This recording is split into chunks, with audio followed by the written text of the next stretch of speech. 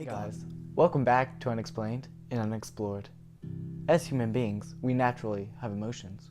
We get happy when we hear good news. We get sad and cry over the passing of a loved one. And most of us fear death. Imagine it. Imagine death. Picture nothing. What do you think of? You can't think of a black void. You're dead. You can't perceive color. You can't think of feeling numb and alone. You're dead. You can't feel. In fact, you can't even think of nothing, because thinking of nothing is thinking of something. Unfortunately, death comes to us all. And one day, humanity will end. And what will be left behind?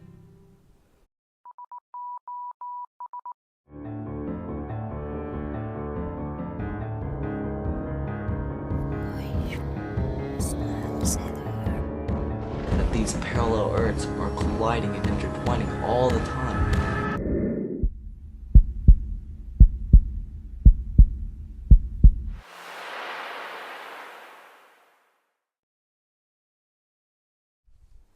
Human beings are obsessed with stopping the inevitable, the end of the world, the death to us all.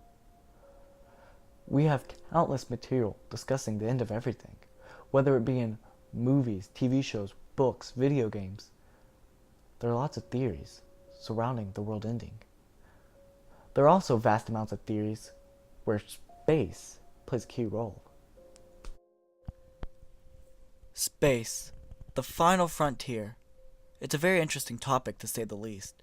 First, you have the fact that the Earth is in the perfect spot. We live in a Goldilocks zone. This one simple fact is important to how all organisms on planet Earth live. But if something were to throw the Earth off its rotational axis, then we would be hurtling through space with almost 0% chance of survival. Or, what about a common plot device in movies, such as Deep Impact and Armageddon? When it comes to giant space rocks, such as asteroids and comets, the Earth has seen its fair share of collisions. It is most commonly accepted that a giant asteroid spanning 6 miles wide caused the end of the dinosaurs. It wiped out 75% of the world's species and created the Chicxulub crater in the Yucatan Peninsula. But what would happen if this massive asteroid hit today?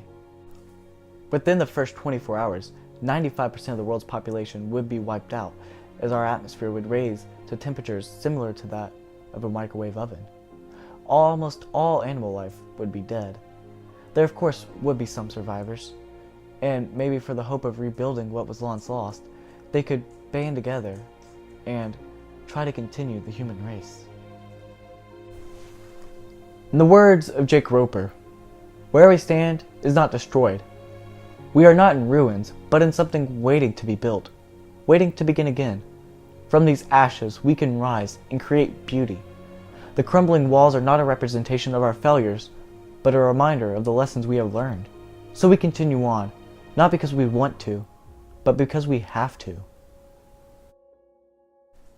As you fear about an asteroid hitting Earth, another threat also surfaces. This time, humans are to blame. The 1950s, the height of the Cold War.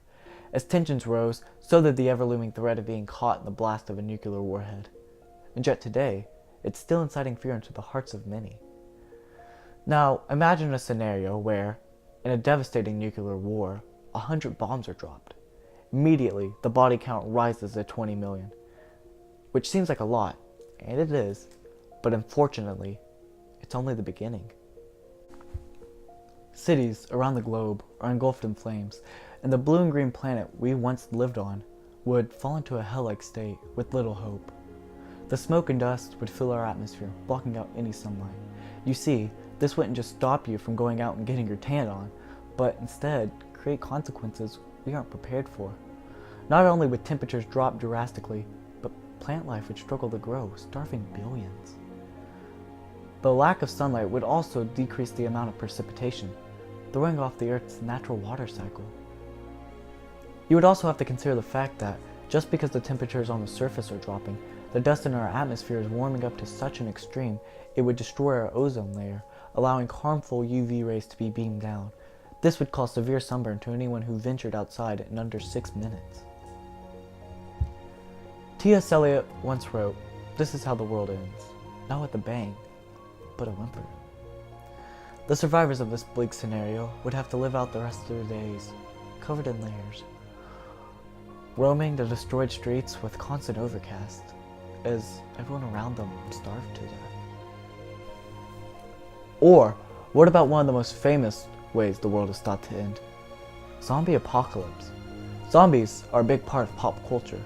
From The Walking Dead to World War Z, people love using the idea of streets overrun by the undead, as the stench of rotting flesh is burned into the minds of what little is left of humanity. But what is it about such topics as giant asteroids, nuclear war, zombies, and the apocalypse that are so chilling? Why does death make most of us cower with fear? Why are we so afraid of dying?